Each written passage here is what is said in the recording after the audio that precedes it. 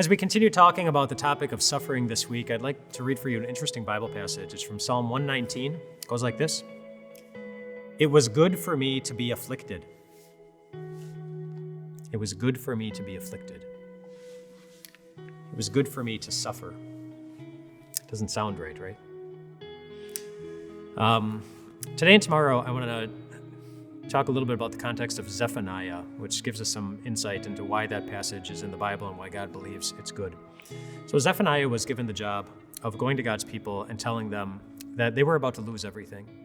They were going to suffer in a lot of ways. They were going to lose their homes. They were going to lose their families. They were going to be separated from people they love, and in many cases never get those things back ever again. And the reason why is because the Babylonians were going to come in and they were going to take them away from their homes. They were going to overtake the place where they lived, and it was going to be a lot of pain.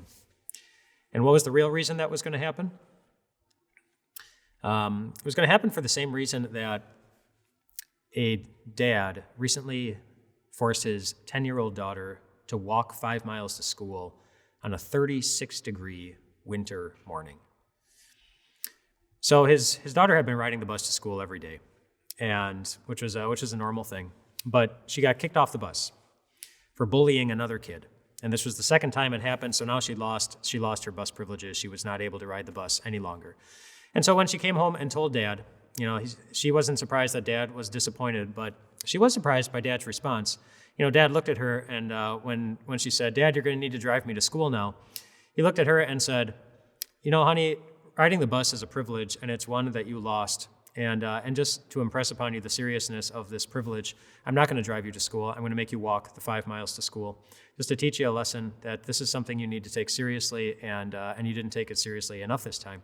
And so that's what happened. He made her walk 5 miles to school. He followed in a car, driving as slowly as she was walking, and videotaped the whole thing, make sure that she was safe the entire time. But it was he wanted to teach her a lesson. And that's really the real reason that God's people were going to be going over to Babylon, not because the Babylonians were such big bullies to them, but because it became obvious to God that God's people had stopped looking at their relationship with Him as a privilege. The book of Zephaniah has 3 chapters, and in the first 2 chapters, God does a really good job describing what was going on in the lives of His people at that time. They had stopped worshiping Him. They were grabbing spending their money on as much stuff in this world as they could find, and not spending any time or money worshiping Him or praising Him. They were quick to complain when things didn't go their way. They were arrogant. They were gluttonous. They were just. It was obvious that God did not mean more to that God didn't mean so much to them, and so God took all of those things away. By having the Babylonians come in and take them away from their homes, they lost all these things that they had such a tight grip on, because He knew that His people had an expectation. They were expecting that God wasn't going to care about it, but He did.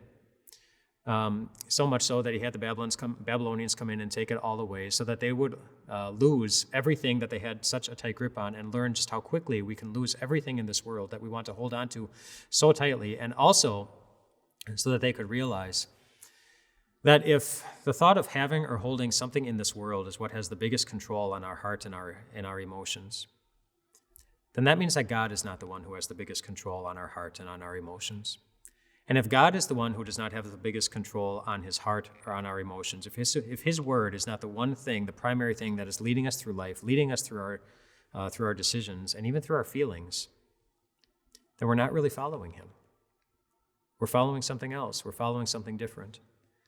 And if we're not following the one who created joy, who created paradise, who created happiness in the first place, then no matter what other path we are following in life, whatever it is that we're pursuing, we're never really going to find it. And God knows that we become guilty of the same thing as His people so easily.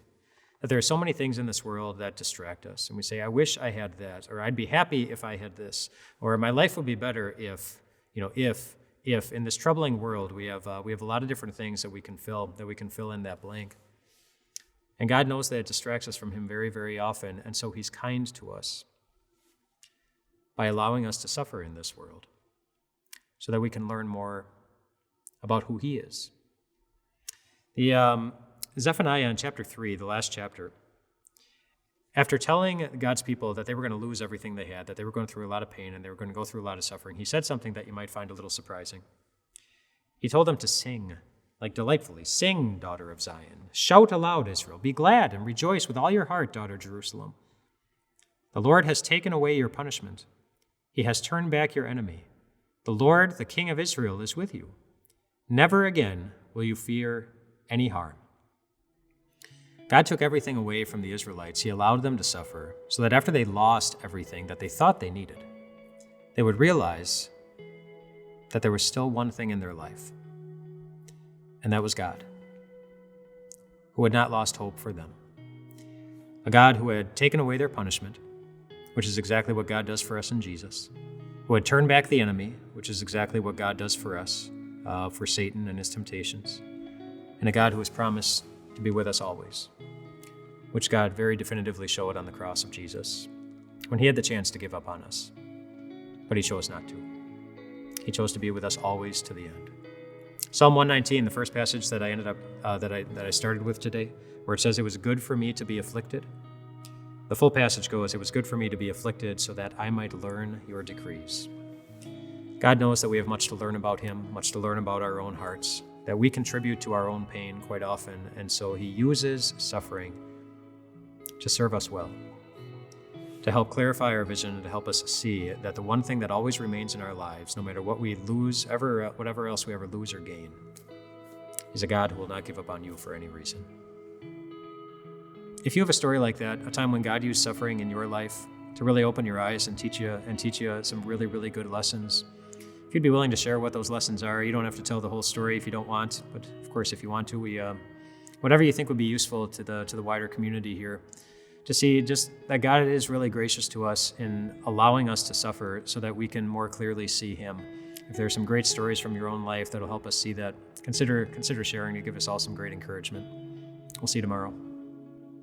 If these messages are a blessing to you and your faith and you want more, we'd love to make it easy for you. You can just click this button right here to get connection to a YouTube subscription, or if you want these devotions right into your inbox, you can click right here.